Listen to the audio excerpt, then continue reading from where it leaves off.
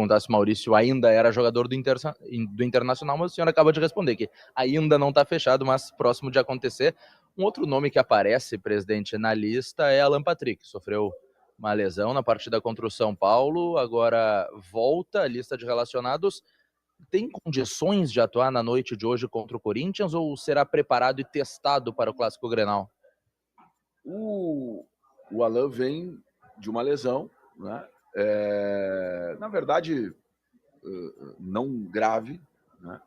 Mas ao mesmo tempo exige cuidados, tratamento permanente, para que ele possa estar à disposição. Como a gente não tem exatamente o prazo para que isso aconteça, né?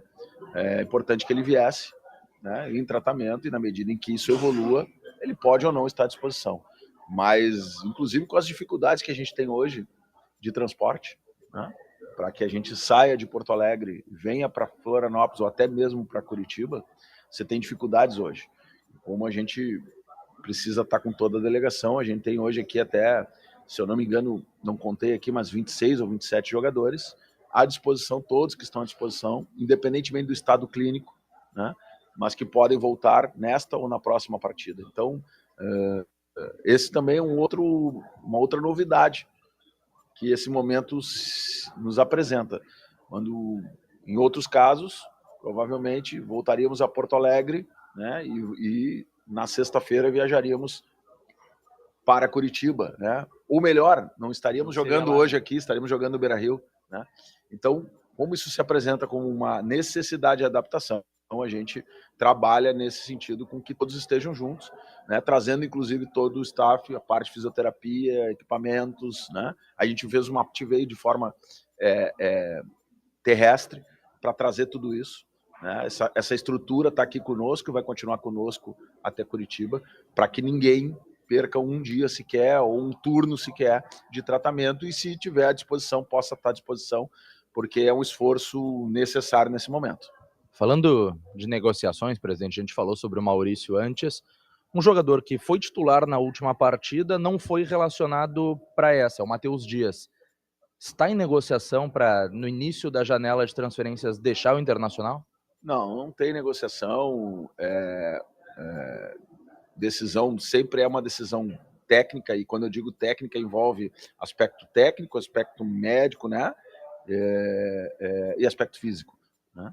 E bom, enfim, uma decisão da comissão técnica, não tem negociação nenhuma. Certo. REC, microfone aberto. Presidente, tivemos uma reunião acirrada na última segunda-feira, né? E, claro, com muita repercussão, e se fala muito em dinheiro para cá e dinheiro para lá. O balanço que apresentou um déficit que para alguns foi surpreendente, 98,3. Imagino que para vocês não, porque tem sempre a expectativa de igualar os números, né? E essa história dos debentures, que o torcedor tanto quer saber, pois é, como é que funciona isso, de que forma alguém pode participar, e tem que mudar o estatuto para que isso seja aprovado, presidente? O Bruno me traduziu aqui, tô sem fone, tá? Então, espero que ele tenha feito, porque às vezes a gente responde aqui, mas vamos lá, reunião importante. Eu, infelizmente, não pude participar, estava já com uma reunião também marcada há algum tempo da Comissão Nacional de Clubes, e depois uma reunião específica com o presidente da CBF para tratar de assuntos de interesse do Internacional, e com essa dificuldade de voo também a gente não consegue chegar em Porto Alegre, sair de forma muito tranquila, mas acompanhei toda a reunião, né? E primeiro, de fato, a situação financeira do Internacional nunca deixou de ser preocupante, né?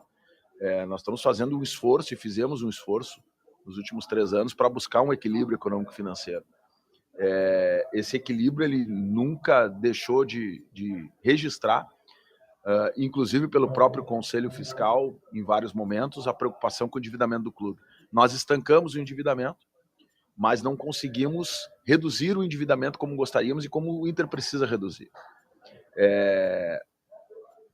Não é a primeira vez, né? Isto é fato, e não minimiza o problema e nem a necessidade de buscar uma solução. tá? Mas não é a primeira vez. Eu tenho aqui, pedir, inclusive, para me passarem isso, os últimos balanços do quadrimestre, do primeiro quadrimestre do Internacional, e eu vou me socorrer aqui dos números para não falar besteira. Em 2021, nós terminamos o primeiro quadrimestre com 40 milhões negativo. E terminamos o ano com superávit. 2022 foram um pouco menos, 10 milhões. E terminamos com superávit. 2023 foram 40 milhões de novo. Negativo, todos os 3 anos. E terminamos com superávit. É uma sazonalidade, inclusive projetada nesse ano. A diferença é que nós tivemos um resultado a maior negativo. E isto foi explicado no Conselho as razões. Nós temos um ano pela frente, né? 8 meses dentro desta avaliação contábil, né? Óbvio que nós já estamos em junho, mas estes números são de abril, né? E nós estamos trabalhando e vamos trabalhar exatamente de acordo com o nosso orçamento e necessários ajustes, sejam em despesas, sejam em receitas, e isto acontece em todas as empresas que eu conheço, né? De necessariamente durante o ano, por alguma razão de mercado, por alguma razão operacional, por alguma outra extraordinária razão, se adequar aos números. E nós vamos trabalhar e vamos nos adequar, né? Então, nesse sentido, e para isso, também desde o ano passado, não é segredo para ninguém, nós estamos anunciando e trabalhando para buscar reduzir o endividamento e enfrentar o endividamento de uma forma talvez não tradicional. Isso de fato é um elemento importante para a gente fazer a discussão com o Conselho, que é esta forma inovadora, né?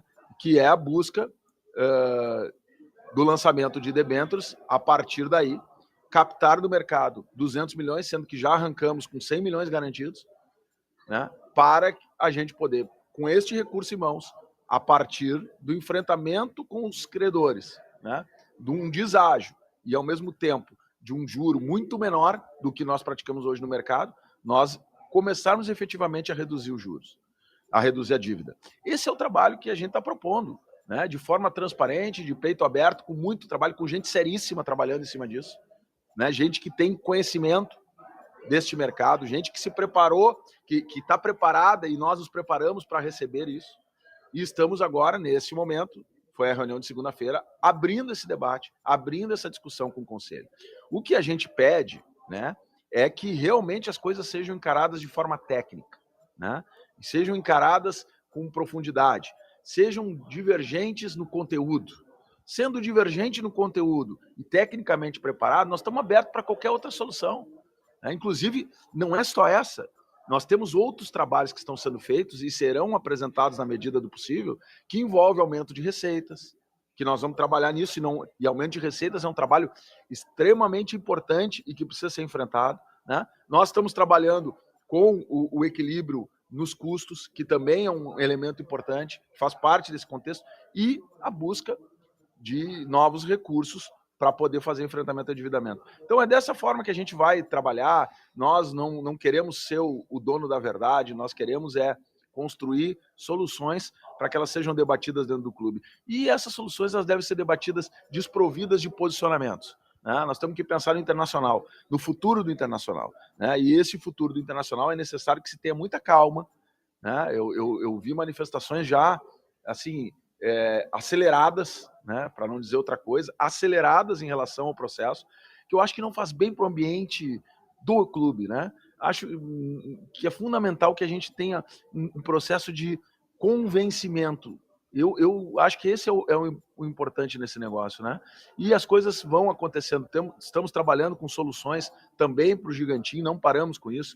Vamos ter que buscar juntos soluções, né? Para o tema das enchentes, que afetou nosso patrimônio, e nós vamos ter que achar soluções estruturais, né, para enfrentar isso. Então são temas extremamente relevantes que envolvem a comunidade colorada e que não dá para, em momentos que eu sei que, e aí mudando a pauta um pouquinho, voltando para o futebol, que não são boas para nós, porque nós queríamos estar mais à frente na tabela, não dá para, numa primeira derrota, num primeiro momento de dificuldade como esse que tivemos com o Vitória, vir todo um ambiente de novo de intolerância, não dá, nós precisamos ter muita calma nisso, senão a gente não ajuda o clube, né, a cada vez mais se reerguer e resolver as suas questões fora de campo, para que também tenha tranquilidade para resolver as questões dentro de campo.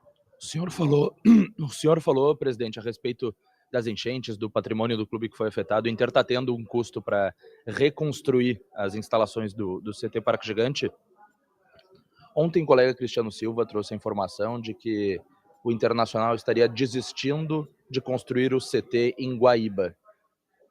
O senhor confirma isso? O Internacional já busca outras áreas? Não, o Internacional não desistiu, né? Nem teria por que desistir nesse momento, até porque esse é um projeto construído há muitos anos, projeto que nós investimos ali também, né? Em projetos executivos. Aliás, foi a nossa gestão que fez esse investimento, mas o importante trabalho das outras gestões em conquistar a área, em fazer com que ela se transformasse, num primeiro momento, numa cessão de uso para uma doação permanente, né, e colocar isso no patrimônio do Internacional. Isso foi um trabalho exaustivo. E esse momento difícil que a gente passou com essa enchente nos trouxe um alerta para repensar tudo.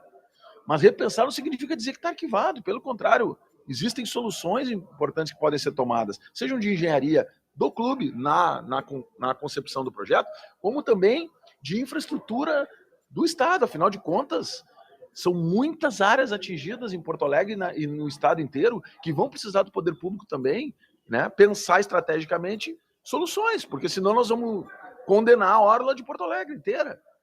Não vai ser isso que vai acontecer. Eu tenho certeza que o poder público, federal, estadual, municipal, com as suas obrigações, vão ter que dar alguma solução para isso. E isso inclui áreas do Internacional. Então, muita calma. Não existe nenhuma discussão, nem na gestão, de arquivar projetos, ou muito menos de desativar o parque. Fique claro isso. É o presidente que está falando. Não existe isso. O que existe, ficou muito claro na reunião do Conselho, foi o seguinte: qual foi o nosso objetivo?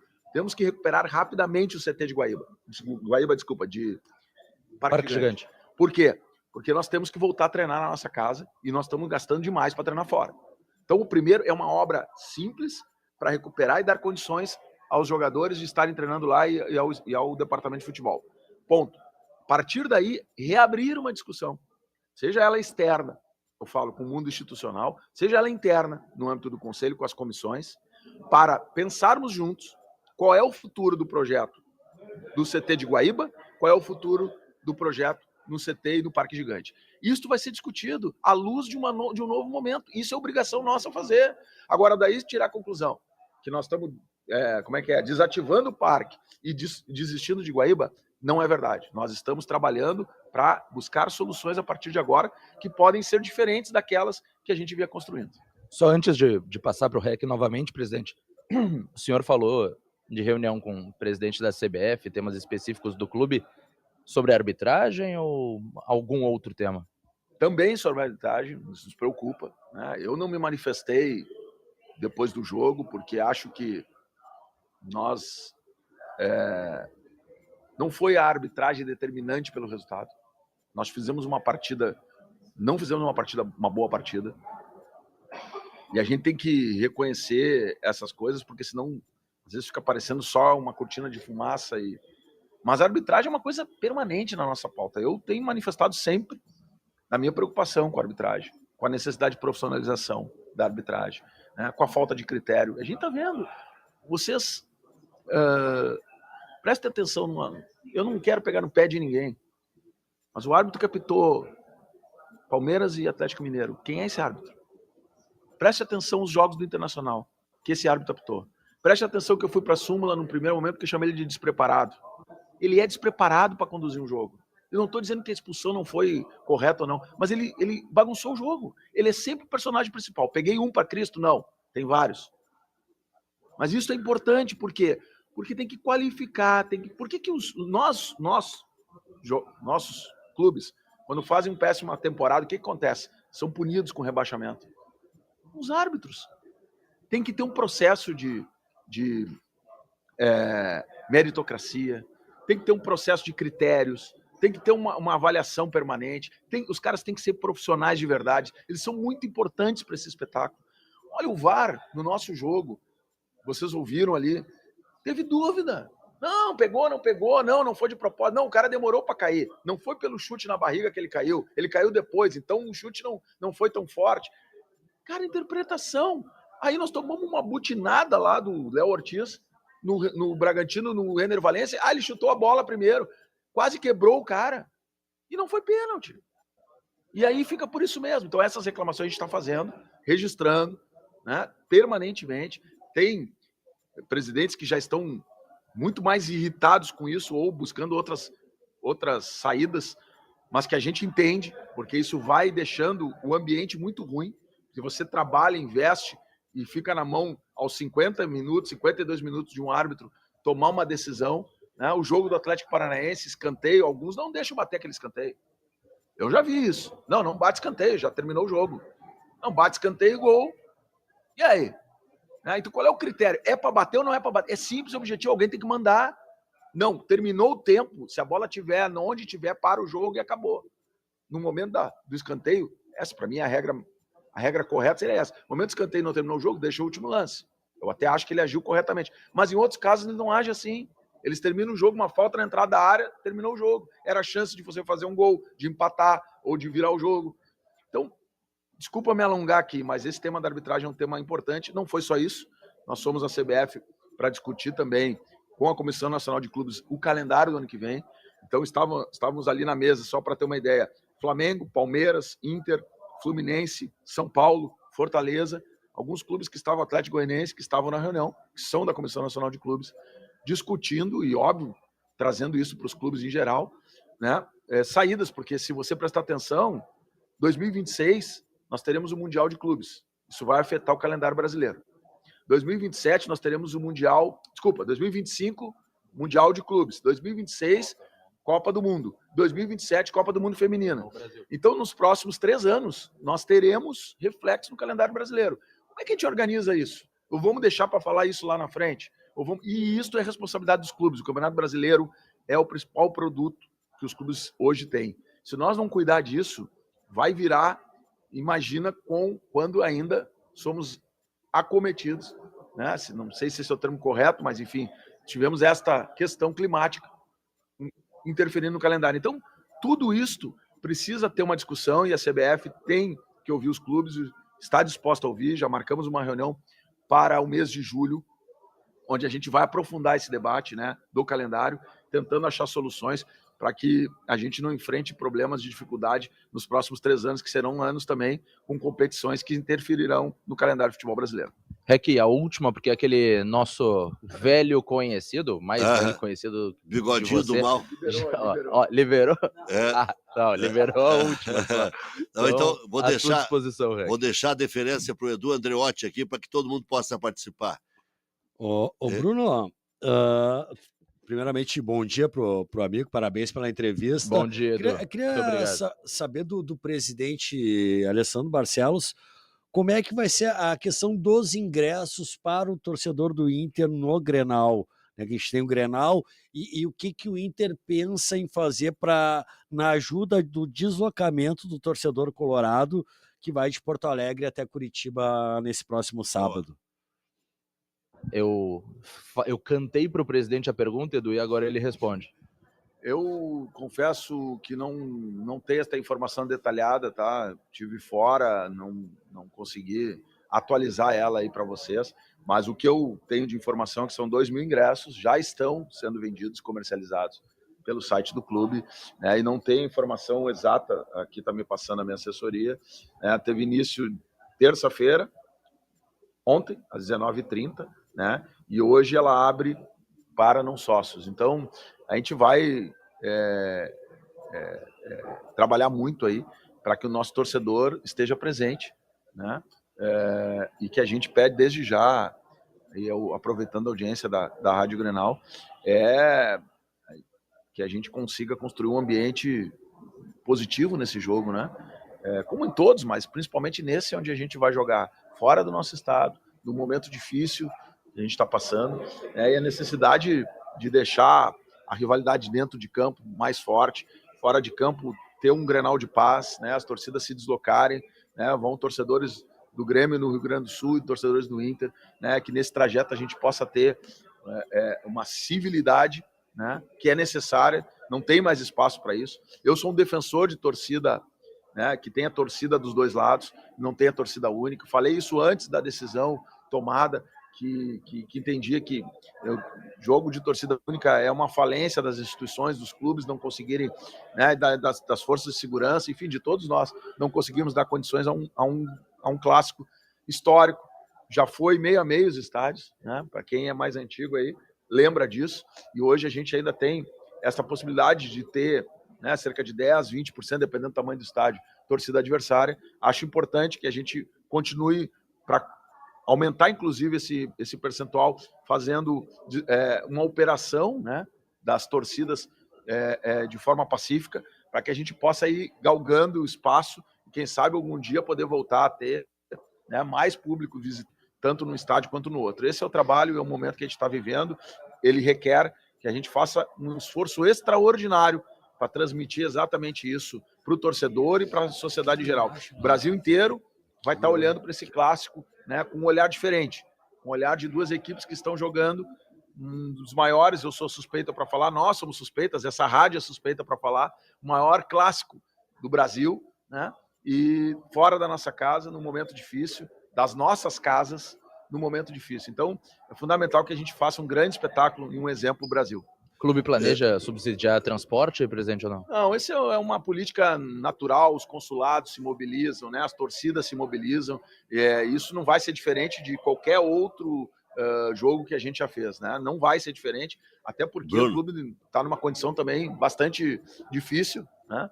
E precisa cuidar disso também. Então, assim, não tem exageros, né? Nós temos certeza que a torcida colorada do Paraná, de Santa Catarina, de São Paulo, e mais com os consulados, e mais aqueles que podem ir do Rio Grande do Sul, vão tomar conta desses 2.000 lugares de forma rápida, e a gente vai ter 2.000 colorados torcendo pelo Inter. Ô, Bruno, antes de lhe agradecer, presidente, a gente conhece a fera, né? Vai, Rec. Não, o diabinho fica me tentando aqui, e senão eu vou tomar uma vaia de metade do Rio Grande aí. Nota para o Cudê o trabalho dele de 1 a 10, presidente, até aqui. Olha, Rec, a gente faz as nossas avaliações internamente, né? Independentemente da torcida, que também tem o direito de fazer as suas avaliações. Eu percebo aí, pelas redes sociais, por tudo mais, né? Uma turma que questiona, e os resultados fazem com que isso seja questionado, e nós questionamos, e uma parte que entende que é um processo, né? E que o treinador tem no seu currículo, no seu trabalho, aí, condições de, inclusive, tirar mais desse grupo e entregar mais desse grupo. Né? O que cabe a nós, dirigentes, Não vai dar, é trabalharmos no dia a dia, sempre, né? Na busca de melhorar. Né? E isso é feito diariamente, né? Ao contrário do que alguns pensam, o fato de termos uma relação positiva com o treinador tem que ser positivo para o clube. Né? Agora, isso não vai impedir, não impede em nenhum momento que a gente trabalhe duramente internamente, com cobranças não só ao treinador, mas ao staff, aos dirigentes remunerados e aos jogadores. Isso é o nosso trabalho. Né? Agora, isso a gente trata internamente e sabe que tem um grupo forte, um grupo fechado, uma comissão técnica forte, uma comissão técnica que também quer vencer, né? E que este grupo vai achar soluções para que a gente volte a ganhar no Campeonato Brasileiro. Me deu uma curva do tamanho do nariz do Rec, presidente, mas não deu o número da nota. O Cudê passaria por média? Essa é uma pergunta que vocês mais querem que a gente fale um número para depois fazer um debate em cima do número que nós demos. Esse número nós vamos dar internamente para quem tem que receber a nota. E a nota quem tem que receber é quem está trabalhando dentro do Internacional. Perfeito. Muito obrigado, presidente Alessandro Barcelos, por atender a Rádio Grenal na manhã dessa quarta-feira, partida contra o Corinthians e semana Grenal também. Última mensagem para a torcida do Inter? Dizer para os colorados, ainda temos ingressos aqui, são poucos, né, que possam estar presentes hoje, que nos ajudem do início ao fim. Vai ser um jogo muito difícil, né, contra um adversário que vem num momento difícil também, né, e que vem preparado. Estamos, né, ainda sem jogadores na sua totalidade, com alguns desfalques importantes na nossa equipe.